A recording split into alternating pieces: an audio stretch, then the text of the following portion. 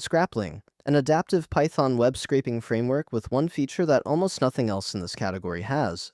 When the target site reorganizes its HTML, your selectors do not break. Scrapling tracks the similarity of the element you originally selected, and when the page structure shifts, it relocates the element in the new structure automatically. 41,000 stars on GitHub. BSD3 license. Built by Karim Shoair, D4Vinci on GitHub. 3 fetcher tiers ship in the box. Plain HTTP, session-aware, and an anti-bot tier for sites that block simple requests.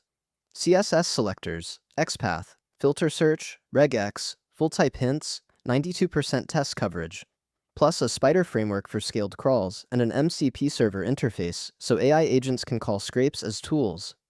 We walk through the architecture, the install, and the responsible use rules. Quick numbers. The repo is github.com/d4vinci/scrapling. 41,092 stars, 3,698 forks. BSD3 license. Created October 13, 2024 by Karim Shoair, who is widely known in the security and scraping research community for shipping reliable open-source tools. Python 3.10 plus only. 92% test coverage and full-type hints.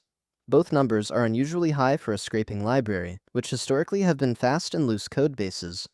Documentation lives at scrapling.readthedocs.io.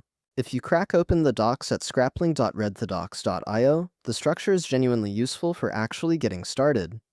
Quick start with full code samples. A page on each fetcher tier with the right use case. Selector reference covering CSS, XPath, filter-based search, text search, regex, and the selector generator that produces a durable CSS or XPath path for any element you point at. A separate guide on adaptive parsing, which is the headline feature, spider framework reference, and a section explicitly on respectful scraping practices, which most libraries either skip entirely or bury at the bottom.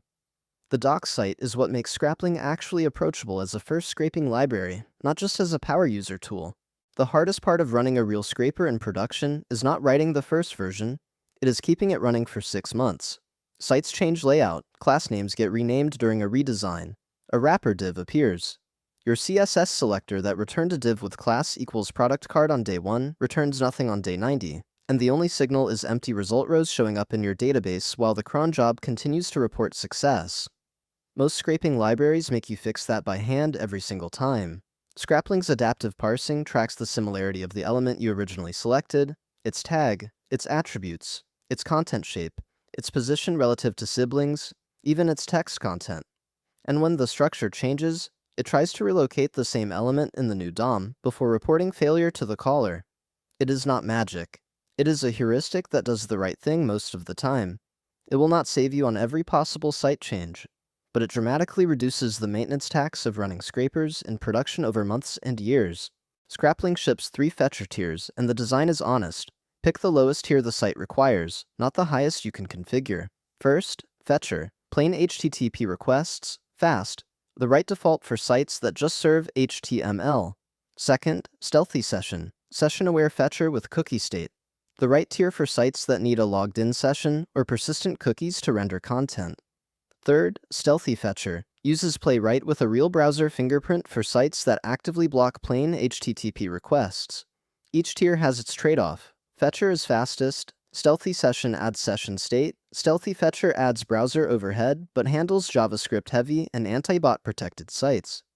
The right professional move is start with Fetcher, escalate only when the site's actual technical posture demands it. Install is one pip command. Pip install Scrapling pulls the library and its dependencies. LXML for fast parsing, playwright for the StealthyFetcher tier, and the rest of the stack. If you plan to use the StealthyFetcher tier, run Scrapling install once after the pip install. That provisions the playwright browser binaries, which take about 300 megabytes total. Then in your code, import fetcher and adapter, hit the URL, parse with CSS, and the adaptive flag set to true, iterate the results. About 10 lines for a real working adaptive scraper. The example here uses RFC-safe documentation domains because you should never run scrapers against real third-party sites you do not have authorization to scrape. For scaled crawls, the spider framework is the surface to use. Concurrent multi-session crawls with pause and resume so a long-running job can survive a restart. Automatic proxy rotation when you supply a pool with round-robin or random rotation modes. A callback model that gives each scraped page back to your handler with the parsed content and the response metadata. Built-in dedupe, so you do not rescrape the same URL. State is persisted under ~scrapling/state, so your spider knows where it left off after a crash. This is the part that takes you from a few hundred pages to tens of thousands, with the operational behavior you would actually want in production. Bounded concurrency, durable state, and clean shutdown. 3 rules before you point Scrapling at anything. 1. Respect robots.txt. The site tells you what is and is not okay to crawl, and Python's erlib.robot parser will read it for you. Honor it. 2. Prefer official AP is when they exist. If the site has an API, use the API, even if it is slower or more limited. APIs are an explicit invitation to access the data. Scraping is at best implicit. 3. The StealthyFetcher tier exists for sites that block simple HTTP requests for technical reasons, like aggressive WAF rules on public pages. It is not for bypassing paywalls. It is not for bypassing rate limits. It is not for accessing content the site has explicitly restricted. The capability does not grant the authorization. Authorize scraping only. Your own infrastructure, sites with permissive TOS, sites you have written authorization for, public data archival under fair use, academic research within IRB scope, or testing your own antibot posture. The repo description for Scrapling is a single line and accurate. It tells you the scope of the framework without hyping it, without exaggerating, and without selling you the thing it is not. Read it as written. Scrapling is a serious piece of Python scraping infrastructure. Adaptive parsing that survives site changes, 3 honest fetcher tiers, a real spider framework, and an MCP server interface so your AI agents can request scrapes as tool calls. If you have an authorized scraping target and you have been frustrated by selectors that break on every redesign, this is the library to evaluate.